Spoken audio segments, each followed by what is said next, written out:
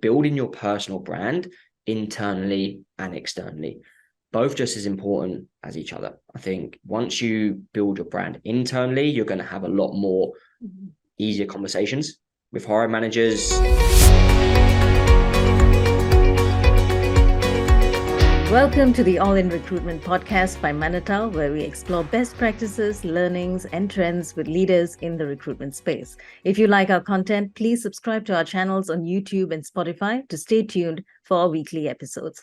My name is Lydia, and with us today is Reece Fallon, the Director of Talent Acquisition at Thoughtworks. Good morning, Reece. Thank you for joining us all the way from Toronto.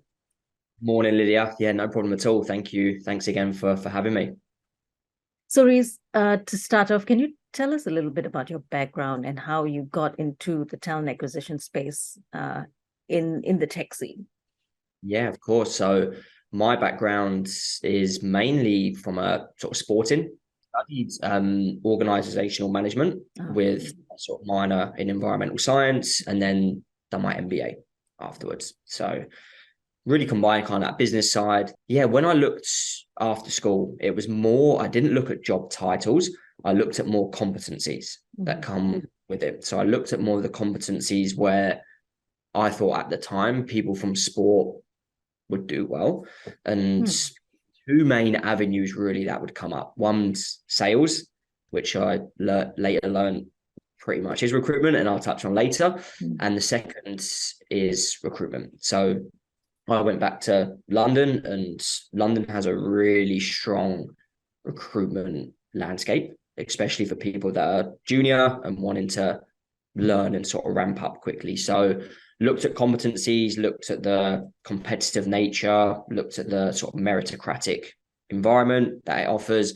I wanted somewhere which I could grow quickly and use everything I had learned in sports in a job. So that's kind of how I found my way into recruitment. Joined that when I finished school. Again, worked in London for a year, sort of worked the way up the ranks into a senior recruiter, and then had a sort of really exciting opportunity to move to Canada to carry on, where I continued in sort of the technical recruitment space for about 3.5 years. And then now sort of in my most recent role, in sort of a director capacity, looking after all things recruitment. Okay. So what were some early steps that you had taken for yourself to help you transition from being a senior technical recruiter to managing a team of recruiters in Thoughtworks?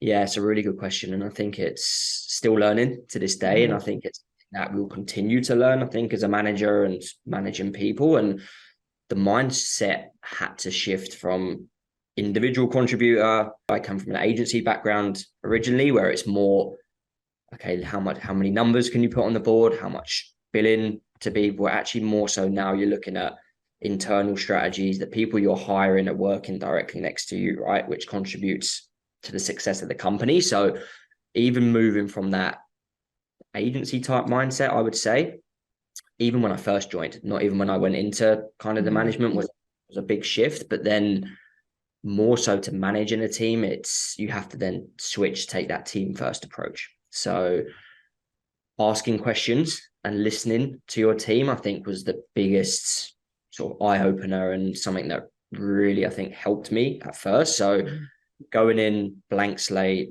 finding out what motivates them, their strengths, their weaknesses, where they're looking to grow, and figuring out that one size doesn't fit all, especially in talent acquisition. I think it can be seen at times where, okay, maybe you have to be extremely extroverted, or you have to jump on 1,000 calls a day to be successful in recruitment, when that's not always the case. And flipping it on that side, requesting honest feedback is super important. So having feedback early on how I was managing them, how I was doing, where they were looking for more from me in some retrospect, I think really helped. And I think the biggest one, which really stands out, is shifting that mindset to becoming an accountability partner. So what I mean by that is leading by example and being the change I saw when I was in their shoes. I think that's really important. So I think being that sort of accountability partner and thinking about how you want to lead from a strategy perspective is something that really helped me anyway, go from like a senior technical recruiter role into sort of more management. So with your background, how did you apply the athletic traits that you had to managing a team of recruiters?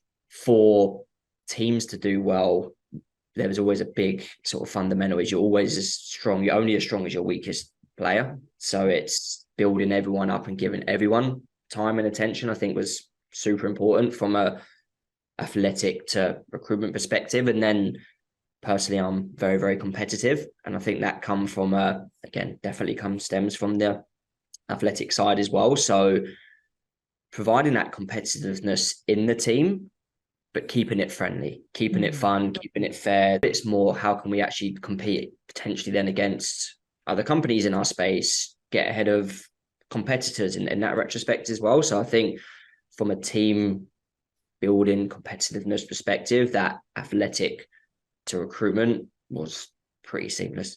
How would you illustrate this value proposition? Are there any success stories you'd like to share? So for what Thoughtworks is presenting in that extraordinary impact sort of space, it's we look at it in sort of creating meaningful and lasting change through technology. So for us being a consultancy and working very, very closely with clients, it's more so developing innovative software solutions for them clients, and also working that social good space as well. I think that's something that probably, especially in this day and age that we're in, it's more about how much revenue can we get? Let's just make sure everything's revenue generating, where I think that looking at social good and being able to help, even from a pro bono perspective, is something that all companies should look to do if they have them facilities. So an example of something that we did at Thoughtworks is a development of an open source platform. So that provides sort of financial services to the unbanked populations in developing countries. So again, that platform that was developed at Thoughtworks has been sort of implemented in several countries, and again, has actually helped bring financial inclusion to millions of people. So extraordinary impact is going, from my personal perspective, is going above and beyond. Of course, you do your day-to-day, you're servicing clients, the revenue generating projects, of course, but is there more that we can do? With that value proposition comes the need to manage expectations as well, and, ensure productivity and also team cohesion in the workforce. So how do you go about fostering that in Thoughtworks?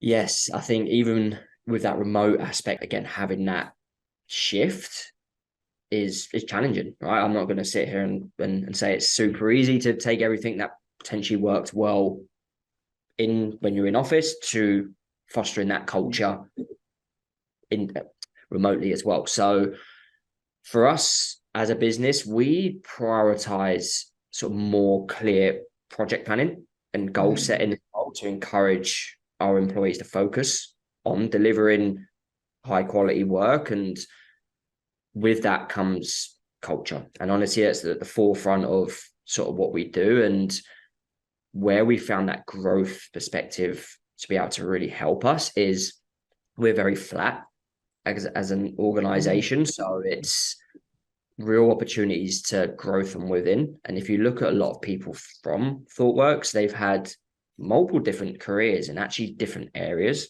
throughout the business. So just say you start in the growth and sales team.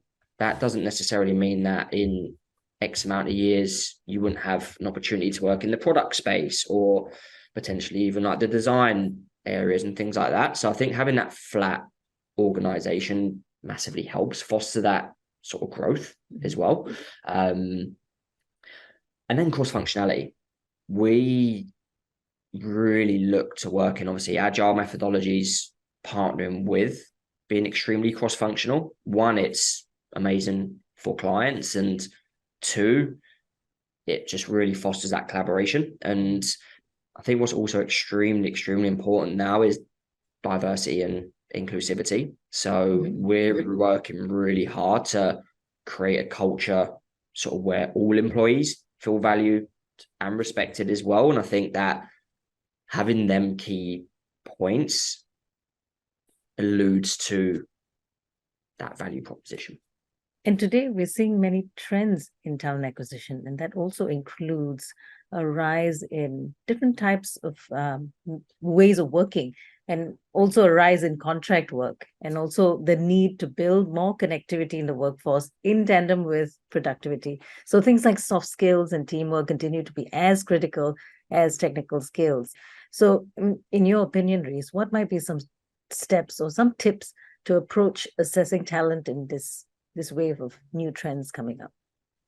Yeah, completely agree. Yeah, with the new sort of remote first world we're all living in, communication and team collaboration is needed at an all-time high, right? It's, I think, majority of the candidates that I speak to, and would even feel this myself if I was looking to join a business, it's how are you fostering a culture remotely? And again, that's a whole nother topic sort of for itself, but it's super, super important in really keeping employees happy, keeping your value proposition strong, and again, alluding to that business sort of results as well. So assessing both technical and soft skills. I think something that's really kind of stood out to me recently is hiring for potential as well as hiring just for pure technical skills, because again, there is no such perfect candidate. And I think especially in that remote world,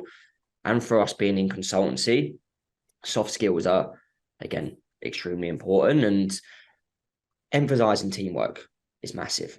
We use, for an example, for our engineering interviews, we use a pairing interview, which is a lot more collaborative than just a coding test or a coding assignment, because what that lets us do is that lets us measure technical aptitude, but also collaboration at the same time. A great way to do this would be to look for potential over experience. So again, of course, previous experience is important. It shouldn't be overlooked, but that shouldn't be the only thing that we look at.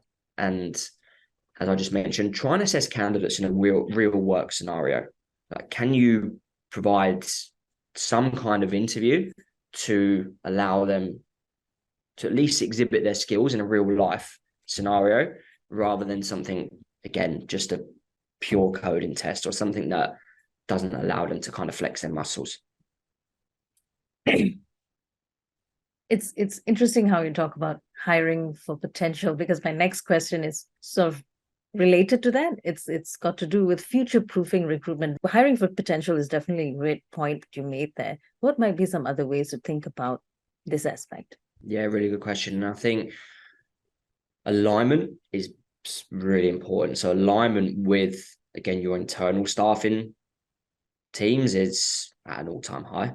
I really feel like it is. And especially when you're envisioning sort of growth within your business. So something that we're really looking to do here is becoming proactive in recruitment rather than fostering a reactive approach to hiring. So looking at industry trends, looking at what do we think we need as a business in Q1 to Q4, and trying to get ahead of that in a lot of the work that we're doing, rather than, okay, now we have 5 roles that we need to hire for yesterday. Because again, yes, you may hire from them roles, but are you all the time going to get the best people for that role? You're going to be able to incorporate D&I. You're going to actually be able to hire for potential when you do that. If you're reactive, maybe if you get lucky, but probably not. So I think really having alignment between talent acquisition and the business functions is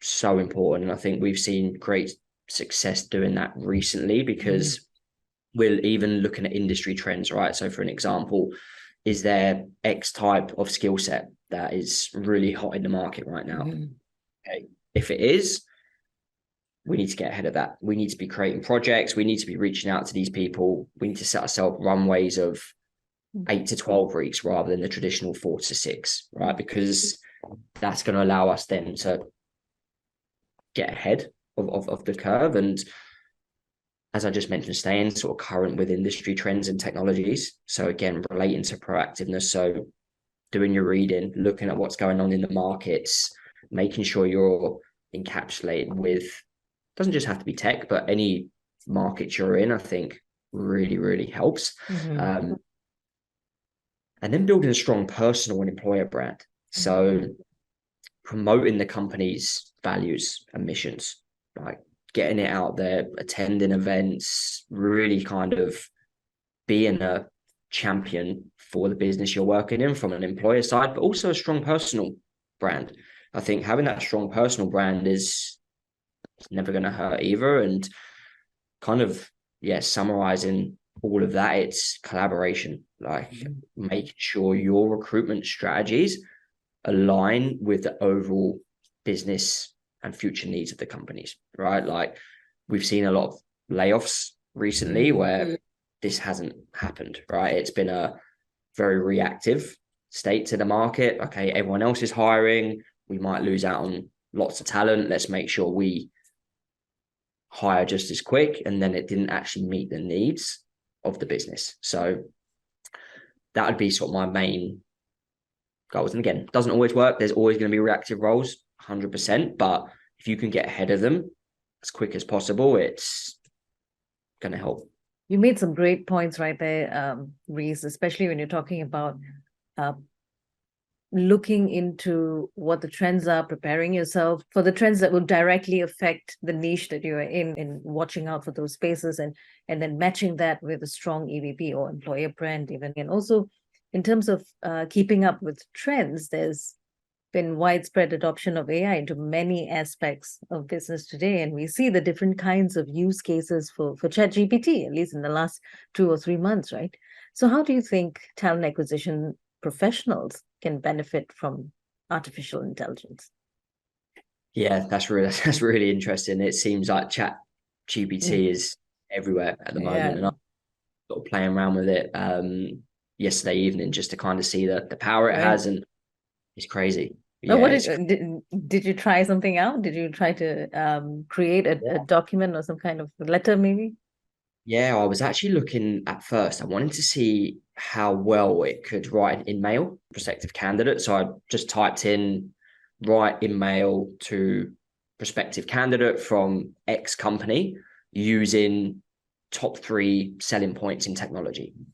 And within 2 seconds, it wrote a really good email, to be honest. And I kind of had to sit back and be like, this is crazy. It was it was really good, like really good quality. But I think there's pros and cons again. I think it's still very, very early. And I think, of course, it's going to help. Of course, if you're looking to potentially switch up some ways you communicate, especially from a recruitment sense, or want to look to even have your own education. If you're writing an email, what's the top 3 challenges of X company that you're looking to hire from, right? It's going to probably provide that to you a lot quicker than you doing your own research. So for that concept, I think it's good. I think it's great for that. But for recruitment as a whole, I wouldn't want our industry to lose its authenticity, especially because we're working with people. We're not selling a SaaS platform or one set product that does the same thing over and over again. I wouldn't want us to kind of lose that in-person touch as well. And that's even through written communication. So personally, I think it's really cool. Like it's really cool. And I know AI is going to become massively, again, it's going to continue to grow, right? Especially in our industry. But now I'm on the fence. Maybe in a few months, I might change here and there. I think it's great for some aspects, but I wouldn't say use it all the time, because you want to keep your own self. You want to keep your own branding. You want to make what's good about you continuous.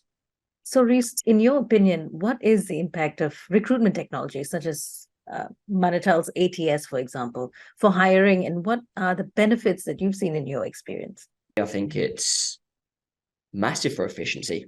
Honestly, like a lot of the tasks that you may have had to do sort of manually in a hiring process is now automated. So again, that actually frees up a lot more time and gives you an opportunity to focus then on what's more important, as I alluded on earlier, on that strategy, on that sort of go-to-market, on that EVP, rather than manual tasks. And that then leads to that improved candidate experience, right? I think any recruiter, anyone that's working kind of in that talent acquisition space, like candidate experience is at the forefront of what we do. So I feel a lot of the technologies that we can use as allow us that sort of seamless and also personalized experience. I think touch on that personalized experience is really important, because I think we've all been through interview processes where we feel like just another number, or it takes ages for the recruiters to get back to you and things like that. So I feel like implementing technology, even if you're rejecting a candidate, is a lot more personable. It's a lot more direct. And I think that really leads to, one, a positive candidate experience, and also leads to future hires, because that person may not be a fit now. And then I think it's data. Data's massive. I think any sort of talent acquisition function that wants to improve has to be data driven. Now I think and using this technology provides that data, cleaner data, broader insights at a click of a button, rather than having to use, not that I don't use them because I still love Excel and spreadsheets, but having to manually go through and look at all the data. It's done in a click of a button, and then you can strategize a lot easier on where you want to go next. And then what wider reach. Honestly, I feel as we've gone remote, we've had to kind of adapt in regards to being more Canada-wide now for us specifically. Before we'd be more in office. So it's allowed us to have a wider reach, which has been amazing for the pipeline of candidates we've been able to build. So Reece, what advice would you give someone who's starting out in the talent acquisition space today? This is my favorite question. I love this question. A few different things. So from what I've kind of alluded to earlier, learn to sell. And I know people maybe feel like learn to sell. That's a strange thing to say. It's a recruitment role. It's not a sales role. Talent acquisition, recruitment, I'm a big believer that it's sales. It's a very multifaceted sales role, because you're selling the business that you work for, you're selling the role, but then internally as well, you're also selling the candidate in some retrospect to the hiring managers as well. So having that sales acumen, and again, this doesn't mean like a sell me a pen sort of retrospect, but being able to sell in this industry is very, very important. Another one I'll touch on is, as I said before, building your personal brand internally and externally, both just as important as each other. I think once you build your brand internally, you're going to have a lot more easier conversations with hiring managers. They're going to listen to you. They're going to respect you. They're going to have confidence in where you want to go. And especially if you're in a bigger company as well, building that brand internally is very, very important. And learn the business inside and out. That is probably one of my biggest tips today, is because if you learn your business that you work for inside and out, and the roles that you're hiring for as well, you can really pivot your conversations from them learnings. And I'll emphasize on that, because we've all been on the other end of a phone call where it's, especially a recruiter screen, it's extremely scripted, which is fine in some retrospects because you have to get the key points out. But if a candidate asks a question, or you want to find out more about the company, and it still stays on that script, I think from a candidate experience perspective isn't good. There is no set template for what makes an amazing recruiter. Be yourself. Everyone does it different. Use what you're unique at, and use what you enjoy about the industry, and use that to your advantage. Like, just because I'm doing something doesn't necessarily mean that that's going to work for you, and vice versa. So be yourself. And then finally, don't be afraid to fail. That is super important. You're going to fail over and over again in recruitment. It's tough. You're going to have highs, you're going to have lows, but again, don't be afraid to fail. Keep going, and the results will come. It's an interesting perspective, thinking of sales as consultative, persuasive, both for the candidates, or even passive candidates, for example, and also your internal stakeholders, people who have to ultimately depend on your insight as well in order to make a choice. And I think that's really valuable advice. So thank you very much for your time and insights today, Reece. I'm sure those who are listening in would like to know where to connect with you. So where can they find you?